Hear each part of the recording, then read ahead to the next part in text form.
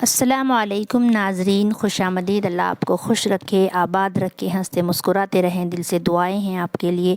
تو ناظرین، میں طیبہ خان پھر سے حاضر ہوں ایک نئے ویڈیو کے ساتھ، حج کے متعلق کچھ باتیں لے کر۔ تو ناظرین، اگر آپ میرے چینل پر نئے ہوں تو آپ میرے چینل کو سبسکرائب کر لیں اور بیل آئیکن کو بھی پریس کر دیجئے تاکہ آئندہ آنے والی نوٹیفیکیشن آپ تک پہنچتی رہے۔ ناظرین، مجھے آپ سے ایک ہی شکایت رہتی ہے کہ آپ ویڈیو ضرور دیکھتے ہیں، لائک اور شیئر نہیں کرتے اور نہ ہی کمنٹ کر کے بتاتے ہیں کہ آپ کو ہماری ویڈیو سے کچھ حاصل ہوا ہے یا نہیں ہوا ہے۔ تو ناظرین، آپ سے گزارش ہے کہ آپ ہماری تمام ویڈیوز کو لائک کر دیجئے گا اور ہو سکے تو شیئر بھی کر دیجئے گا، کیونکہ دین کی بات کو پھیلانا صدقہ جاریہ ہے۔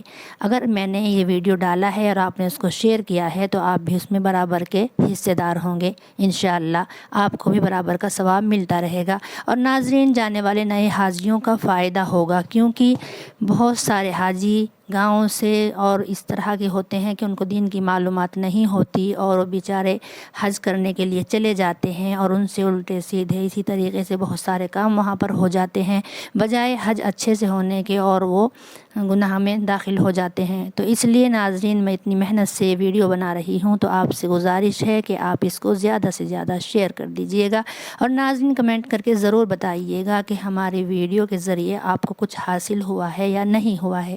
تو ناظرین، آئیے شروع کرتے ہیں۔ بسم اللہ الرحمن الرحیم۔ یعنی طواف صدر اور وہ آفاقی یعنی میقات سے باہر کے رہنے والے حاجی پر واجب ہے، لہٰذا اس کے ترک پر دم لازم ہوگا۔ جیسے کہ حاجی باہر سے حج کرنے کے لیے مکہ شریف گئے ہیں تو جب وہ واپس لوٹیں گے تو ان پر طواف وداع واجب ہے۔ اگر طواف وداع نہیں کریں گے تو ان پر دم لازم ہوگا، یعنی کہ ایک بکرا یا بکری دینی پڑے گی، کی قربانی دینی پڑے گی۔ یعنی حج کے تمام ارکان سے فارغ ہو کر وطن واپس کے وقت ایک طواف کیا جائے، مگر اس میں اتنی رعایت ہے کہ اگر طواف زیارت کے بعد کوئی نفلی طواف کیا ہو تو وہ نفلی طواف طواف وداع کے قائم مقام ہو جاتا ہے۔ جیسا کہ آپ طواف زیارت کرنے جاتے ہیں تو طواف زیارت کو تو اسی نیت سے کریں گے، طواف زیارت کی نیت کرنی پڑے گی، وہ تبھی مانا جائے گا۔ اگر آپ نے طواف زیارت بغیر نیت کے کیا، بغیر ارادے کے کیا، وہ طواف زیارت نہیں مانا جائے گا، کیونکہ وہ حج کا تیسرا رکن ہے، رکن فرض ہوتا ہے، اس کو ارادے سے ہی کیا جائے گا۔ طواف زیارت کی ارادے سے نیت کی جائے گی، تب جا کر طواف زیارت کیا جائے گا اور تب جا کر وہ مکمل ہوگا۔ اور ایک بات کا خلاصہ اور کر دینا چاہتی ہوں کہ 12 ذی الحجہ کی غروب آفتاب سے پہلے، یعنی کہ دن چھپنے سے پہلے وہ عورتیں اور مرد، وہ عورتیں جو پاک ہوں، حیض اور نفاس کی حالت میں نہ ہوں، اور مرد حضرات غروب آفتاب سے 12 ذی الحجہ کے غروب آفتاب سے پہلے اس طواف کو کر لیں، طواف زیارت کو۔ اگر انہوں نے تاخیر کی اور غروب سے پہلے 12 ذی الحجہ کے غروب سے پہلے طواف زیارت نہ کیا تو ان پر دم لازم ہو جائے گا، یعنی کہ حدود حرم میں ایک قربانی دینی پڑے گی۔ تو اس لیے غروب آفتاب سے پہلے 12 ذی الحجہ کو طواف زیارت سے فارغ ہو جائیں۔ اور ایک بات کا خلاصہ اور کر دینا چاہتی ہوں کہ رمی، یعنی کہ پہلے شیطان کو ککری مار کر قربانی کر کے اور اپنے سر منڈوا کر یا قصر کروا کے آپ احرام سے آزاد تو ہو جاتے ہیں اور ساری پابندیاں آپ سے ہٹ جاتی ہیں، لیکن ایک پابندی ان مرد عورتوں پر باقی رہتی ہے جو کہ طواف زیارت کرنے کے بعد ہی ختم ہوتی ہے، اور وہ پابندی یہ ہے کہ میاں بیوی ایک دوسرے کے لیے جب تک حلال نہیں ہوتے وہ ہم بستری نہیں کر سکتے جب تک کہ وہ طواف زیارت نہ کر لیں۔ تو اس لیے طواف زیارت کرنے میں جلدی کریں۔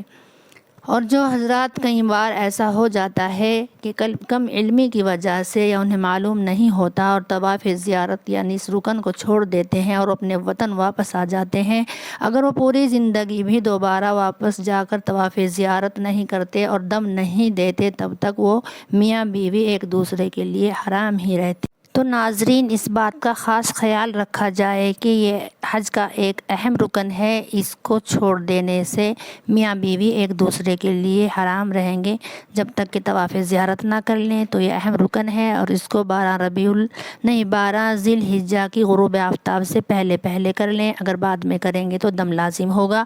اور ان عورتوں کے لیے جو ایام حیض میں ہیں یا نفاس میں ہیں، جب تک کی اجازت ہے، جب تک کہ وہ پاک نہ ہو جائیں، اور جب وہ پاک ہو جائیں تو وہ جا کر طواف زیارت کر لیں، ان پر دم واجب نہیں ہوگا کیونکہ وہ ان کا شرعی عذر ہے، وہ جان بوجھ کر اس کو ترک نہیں کر رہی تھی کیونکہ وہ اللہ کی طرف سے شرعی عذر ہے۔ جب وہ اس سے فراغت حاصل کر لیں، پاک ہو جائیں تو وہ طواف زیارت کر سکتی ہیں۔ ناظرین اب بات کرتے ہیں طواف وداع کی، یعنی طواف وداع میقات سے باہر کے رہنے والے حاجی پر واجب ہے، لہٰذا اس کے ترک پر دم لازم ہوگا۔ اگر کسی نے طواف وداع کو چھوڑ دیا اور اپنے وطن واپس آ گیا تو اس پر دم بھی واجب ہوگا اور واپس جا کر طواف وداع کرنا بھی ضروری ہوگا، یعنی حج کے تمام ارکان سے فارغ ہو کر وطن واپسی کے وقت ایک طواف کیا جائے، مگر اس میں اتنی رعایت ہے کہ اگر طواف زیارت کے بعد کوئی نفلی طواف کیا ہو تو وہ نفلی طواف وداع کے قائم مقام ہو جاتا ہے۔ واضح رہے کہ طواف وداع تینوں قسم کے حج کرنے والوں پر واجب ہے، یعنی حج تمتع ہو یا حج قران ہو یا حج افراد ہو۔ طواف زیارت کر لینے کے بعد طواف وداع ایام نحر میں بھی جائز ہے، اگرچہ ابھی رمی باقی ہے۔ نمبر 3، یاد رکھیں کہ طواف وداع کے بعد صحیح نہیں ہوا کرتی۔ اہم مسئلہ، واضح رہے کہ حیض اور نفاس والی عورتوں سے طواف وداع ساقط ہو جاتا ہے، اسی طرح اہل مکہ و اہل میقات یعنی جو عین میقات پر رہتے ہیں ان پر بھی یہ طواف واجب نہیں ہے اور نہ ہی صرف عمرہ کرنے والے پر واجب ہے۔ نمبر 4، اسی طرح مجنون اور نابالغ اور فائت الحج اور محصر پر بھی واجب نہیں ہے۔ اگر طواف وداع کیے بغیر کوئی شخص میقات سے باہر چلا گیا تو اس پر دم واجب ہوگا، لا یہ کہ وہ عمرہ کا احرام باندھ کر میقات کے اندر آ جائے اور اولی مکہ معظمہ آ کر عمرہ کرے پھر طواف وداع کرے۔ بعض لوگ طواف وداع کے بعد مسجد حرام سے الٹے پاؤں نکلتے ہیں اور اپنا رخ کعبہ کی طرف کر لیتے ہیں اور یہ سمجھتے ہیں کہ میں اپنے اس عمل سے خانہ کعبہ کی تعظیم بجا لا رہا ہوں، حالانکہ یہ سراسر بدعت ہے، اس کی کوئی حقیقت نہیں۔ عظمت اور عقیدت کا تعلق قلب سے ہے۔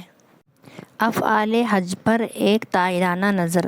حضرت امام ابو حنیفہ کے نزدیک فرائض حج 2 ہیں۔ نمبر 1 وقوف عرفہ، نمبر 2 طواف زیارت، اور احرام کو کتب اور فقہ میں شرط لکھا ہے، جیسا کہ حج کے لیے زمان بھی شرط ہے کہ تمام ارکان ایام حج میں ادا ہوں گے، اور مکان بھی شرط ہے، یعنی مسجد حرام، عرفات، مزدلفہ، صفا مروہ وغیرہ، مگر احرام کے بغیر حج شروع اور درست ہی نہ ہوگا۔ اس لیے نتیجہ کے اعتبار سے فرائض حج 4 ہیں۔ نمبر 1 احرام، یہ شامی میں ہے۔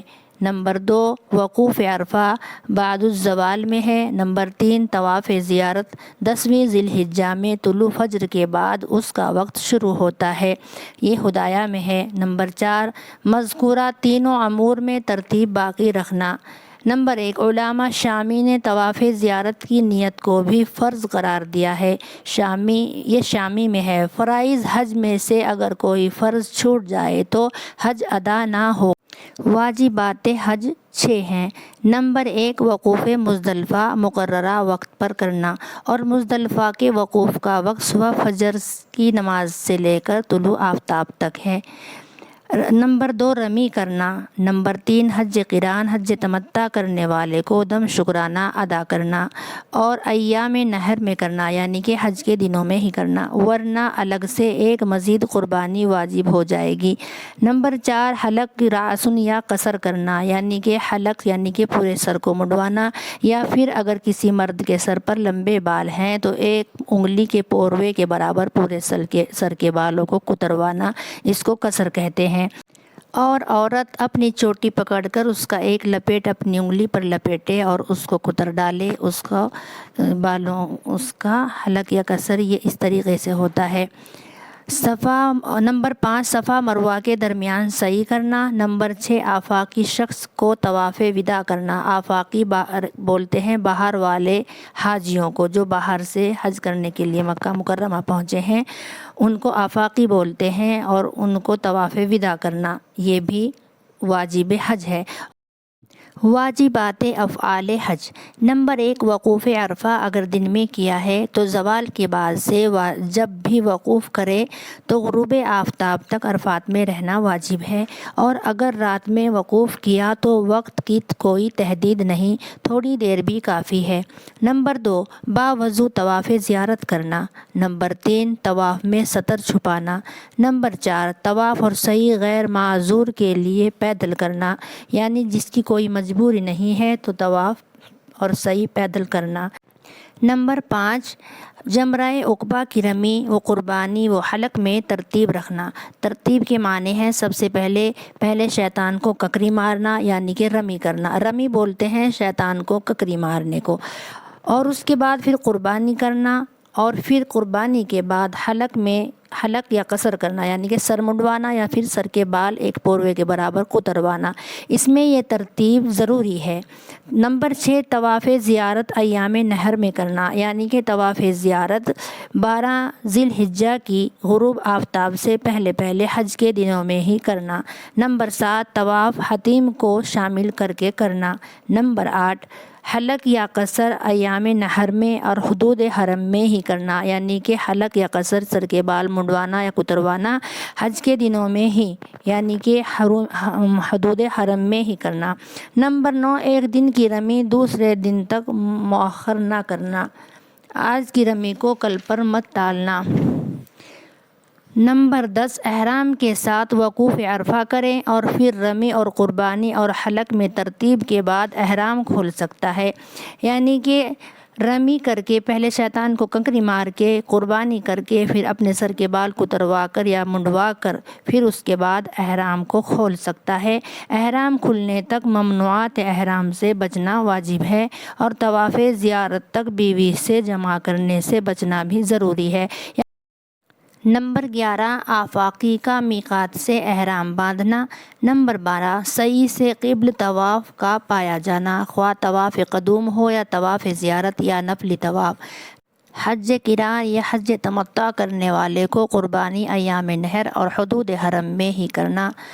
جن واجبات کا ذکر آپ کے سامنے کیا گیا ہے ان کی خلاف ورزی کرنے کی صورت میں دم واجب ہو جائے گا، اور چند واجبات ایسے ہیں جن کے ترک پر دم لازم نہیں ہوتا۔ دیکھیے سہولیتوں کا بیان۔ آئیے ناظرین اب آپ کو حج کی سنتوں کے بارے میں بھی آگاہ کر دیتے ہیں۔ نمبر 1 احرام باندھنے کے لیے غسل کرنا۔ نمبر 2 حج کے مہینوں میں احرام باندھنا۔ نمبر 3 تلبیہ پڑھنا۔ نمبر 4 مفرد بالحج آفاقی اور قارن کو طواف قدوم کرنا۔ طواف کے بعد اگر سعی کرنے کا ارادہ ہو تو اس طواف میں رمل اور اصطباء کرنا، صرف مردوں کے لیے۔ نمبر 6 طواف کرتے وقت بدن اور کپڑوں کا نجاست حقیقہ سے پاک ہونا۔ نمبر 7 سعی بین الصفا اور مروہ میں سبز لائٹوں کے درمیان دوڑنا صرف مردوں کے لیے ہے۔ نمبر 8 حجر اسود سے طواف شروع کرنا۔ نمبر 9 امام کا 3 جگہوں پر خطبہ دینا، یعنی 7ویں ذی الحجہ کو مکہ مکرمہ میں، 9ویں ذی الحجہ کو بعد زوال کے عرفات میں، اور 11ویں ذی الحجہ کو منی میں مسجد نمرہ میں۔ نمبر 10 8ویں ذی الحجہ کو مکہ سے منی کی جانب بعد نماز فجر نکلنا اور منی میں 5 نمازیں پڑھنا، ظہر، عصر، مغرب، عشاء اور فجر۔ نمبر 11 9ویں ذی الحجہ کی رات یعنی شب عرفہ میں منی میں قیام کرنا، اور پھر اگلے روز یعنی 9ویں ذی الحجہ کو طلوع آفتاب کے بعد یعنی کہ سورج نکلنے کے بعد منی سے عرفات کے لیے روانہ ہونا۔ نمبر 12 ایام رمی میں رات کو منی میں رہنا، یعنی کہ جتنے دن رمی ہوگی یعنی شیطان کو ککری ماری جائے گی تو منی میں ہی رہنا۔ نمبر 13 11ویں 12ویں اور 13ویں تاریخوں میں تینوں جمرات کی رمی میں ترتیب ملحوظ رکھنا۔ نمبر 14 مینا سے مکہ جاتے ہوئے وادی محصبہ میں ذرا دیر ٹھہرنا۔ واضح رہے کہ ترک سنت سے کوئی جزا لازم نہیں ہوتی۔ تو ناظرین آج کی ویڈیو میں بس اتنا ہی ہے۔ انشاءاللہ بنے رہیے گا ہمارے ساتھ، آئندہ آنے والی ویڈیوز جو ہوں گی وہ بہت اچھی ہوں گی اور ایک ایک کر کے ہم آپ کو ساری باتیں حج کے متعلق بتاتے رہیں گے۔ ناظرین اگر ان ویڈیوز میں ہم سے کچھ کہنے سننے میں یا بتانے میں کوئی غلطی ہو گئی ہو تو واسطے اللہ ہمیں معاف کر دیجیے گا۔ اور ناظرین آپ سے گزارش ہے کہ آپ ہماری ویڈیو کو اللہ کے واسطے شیئر کریں تاکہ دین کا فائدہ ہو، اور لائک اور کمنٹس بھی کریں۔ ناظرین یوٹیوب دیکھتا ہے لائک اور کمنٹس کو اور شیئر کو، تب جا کر کے چینل کی ترقی ہوتی ہے، اور ایک دین کے چینل کو بڑھاوا دینا، حوصلہ دینا، اس کو سپورٹ کرنا آپ لوگوں کا فرض بنتا ہے۔ ناظرین تو آپ سے گزارش ہے کہ آپ ہمیں بہت زیادہ سپورٹ کیجئے اور لائک اور شیئر بھی کر دیجئے گا، اور کمنٹ کر کے بتائیے کہ آپ کو ہماری ان ویڈیوز سے کچھ حاصل ہوا ہے یا نہیں ہوا ہے۔ ناظرین تو بنے رہیے گا ہمارے ساتھ، انشاءاللہ بہت جلد حاضر ہوں گی ایک نئے ویڈیو کے ساتھ آپ کی خدمت میں۔